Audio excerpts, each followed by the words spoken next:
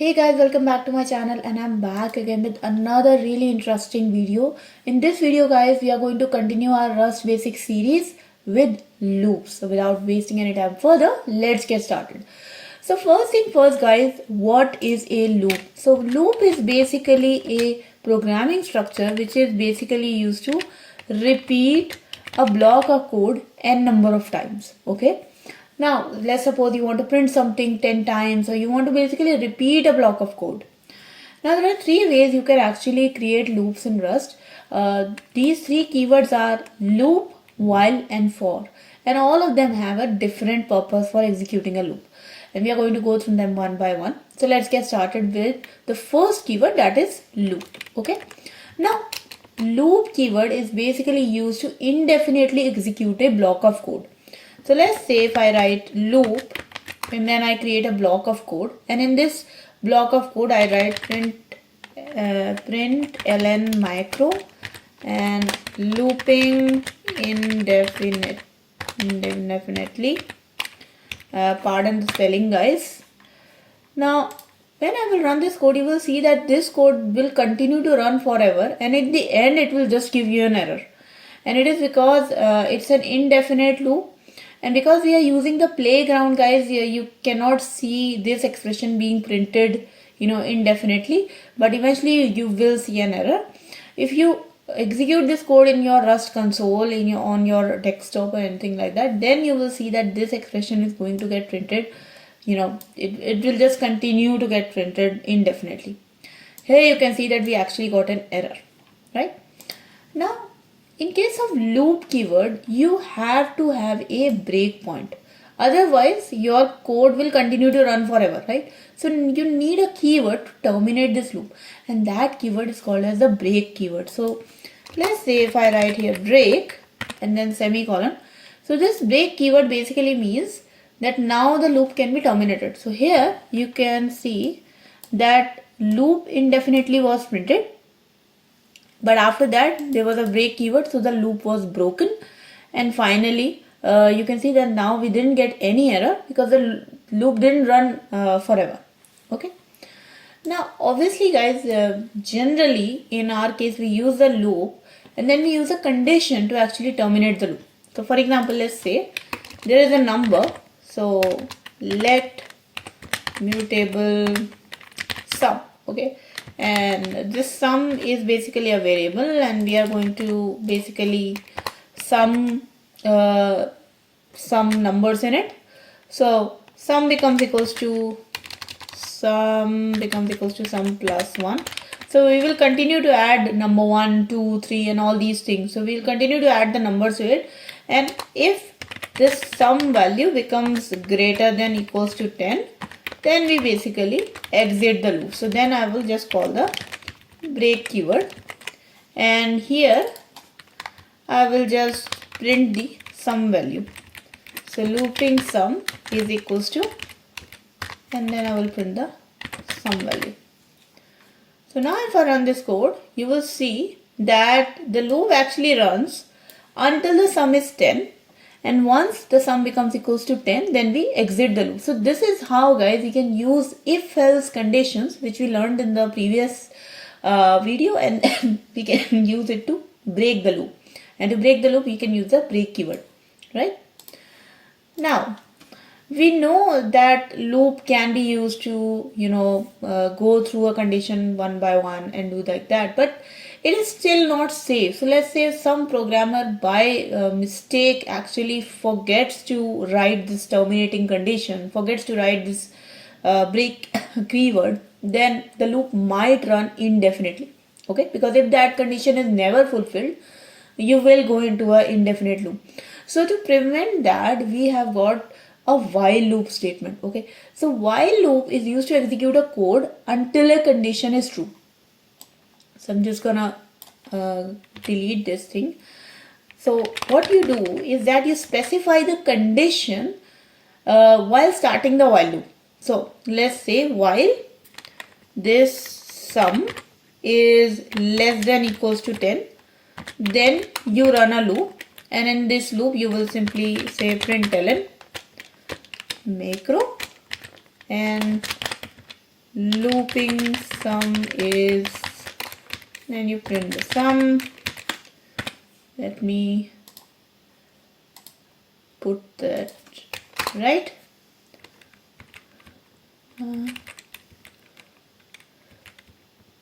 Yeah, and then basically you can say sum becomes equals to sum plus 1. So this is also doing the same thing, but instead of using the loop, we are using a while loop.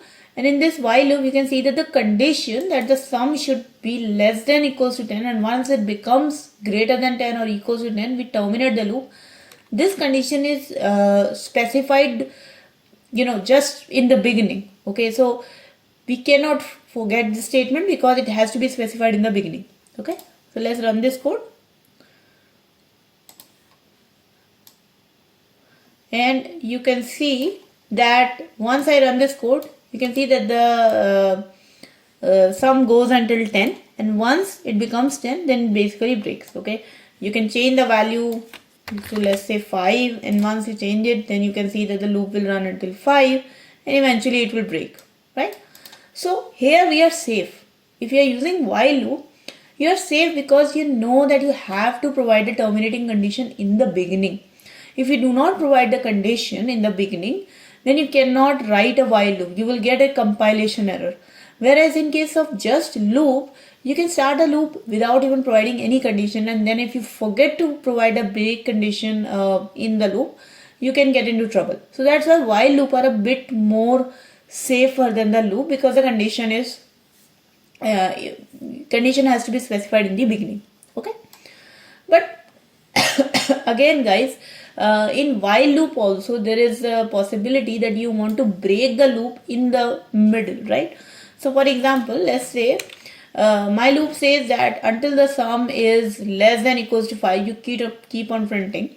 But let's say I want to break the while loop if the sum becomes equals to 3, right? So let's say if the sum is something in which I want to make sure that if it becomes even or odd, then I want to break the loop in the middle. So that thing you can still do using the break keyword. So let's say if I say if sum is equals to 3, then break. Okay, so in this case what will happen is that if the sum ever becomes equals to 3, then it will break the loop then and there. But if this condition, let's say if this condition never comes, then the loop will continue until the sum becomes equals to, greater than equal to 5 or greater than 5. Let's run this code.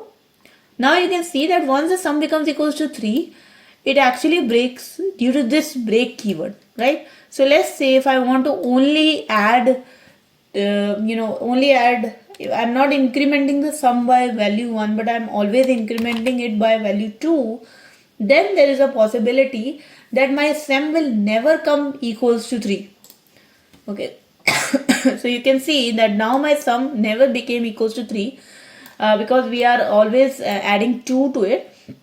So in this case, it actually breaks because of the while loop condition, but in the previous case, it broke because of the if break condition. So in case of while loop also, you can actually break the loop in the middle by providing the break condition.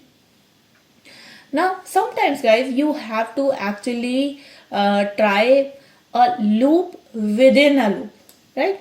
So for example, I want to multiply, okay, or I want to do something like this, that I want to run an outer loop for 5 number of times, and I want to run a inner loop for 3 number of times. So you can actually specify a loop within a loop. So let's say I want to run this while loop until the sum is less than equals to 5, and then inside this while loop I want to create another while loop. So while multiply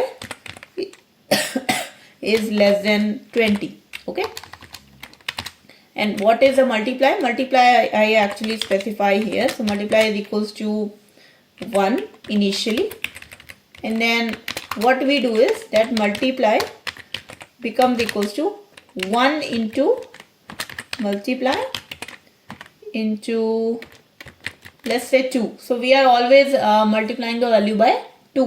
Okay, and then we are printing that value. So same like this, we take this println statement and then we print the multiply value also. So looping multiply value is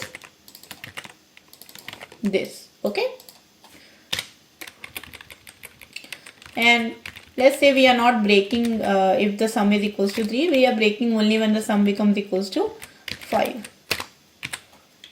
So let's run this code. So now you will see that okay, so we haven't declared the multiply value, so let's just declare it. So let mutable multiply becomes equals to 1. That was my mistake, guys.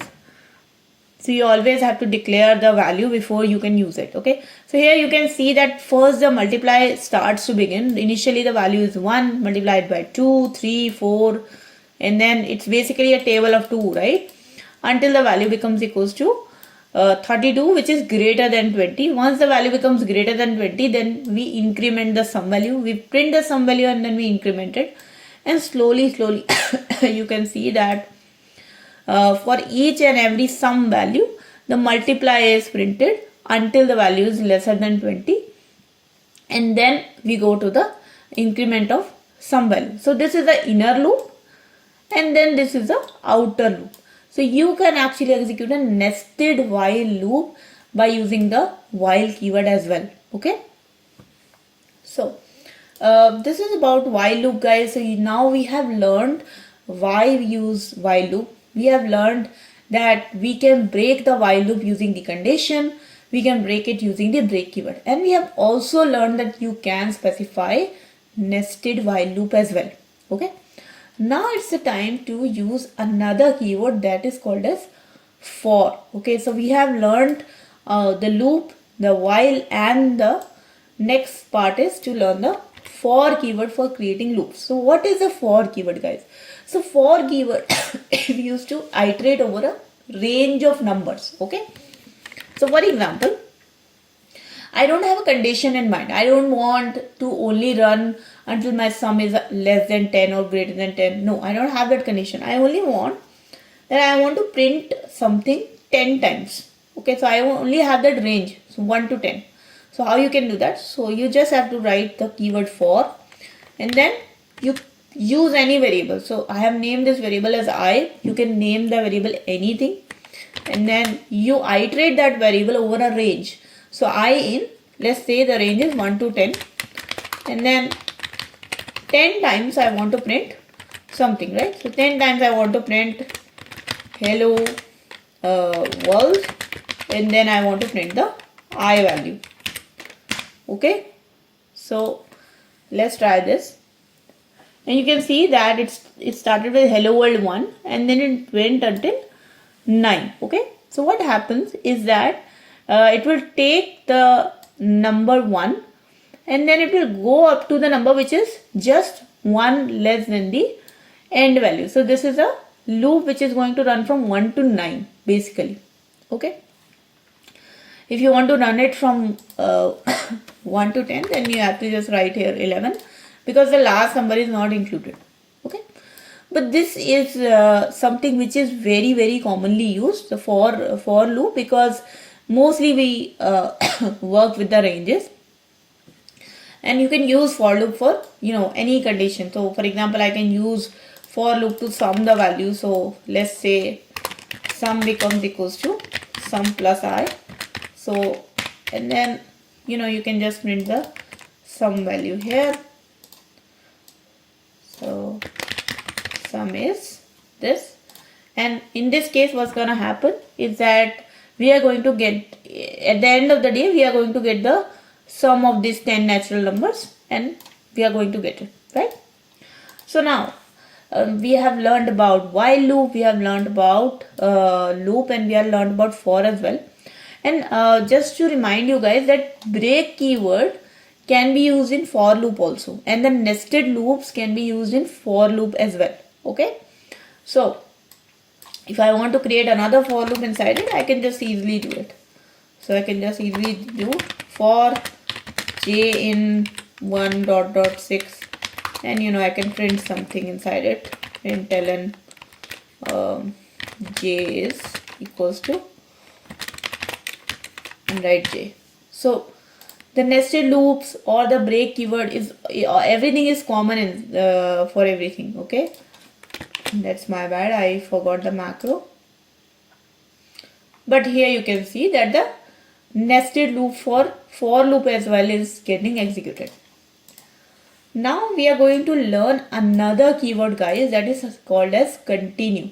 Okay, but for that we need to create a loop where we are using the break keyword. So let's say we only want to print the odd numbers. Okay, and then let's say if I encounter an odd number, I basically print it. If I encounter an even number, I don't print it, I just go to the next number, right? But I do it only until the number I have reached is 20. So let's say this is the sum. Let's say I'm just going to call it num. So this number is going to start from 0. Okay, and I'm going to use the loop keyword. Okay, now this loop is only going to run until the number is less than equals to 20. So we know where our break keyword is going to happen. So if number is less than equals to 20, greater than equals to 20, then you basically break. But now the important thing is, guys, that we print the number only if it is an even number. If it is not an even number, we just continue. So if it's an odd number, we continue. So what we do is that if the number divided by 2, modulus 2 is equals to 0, so if it's an even number, then we continue. Okay, simple. We write the continue keyword.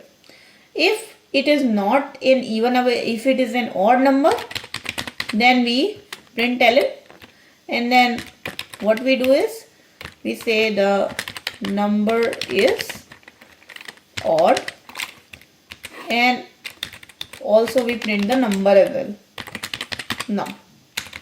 Okay, and we increment the number at every part of the loop.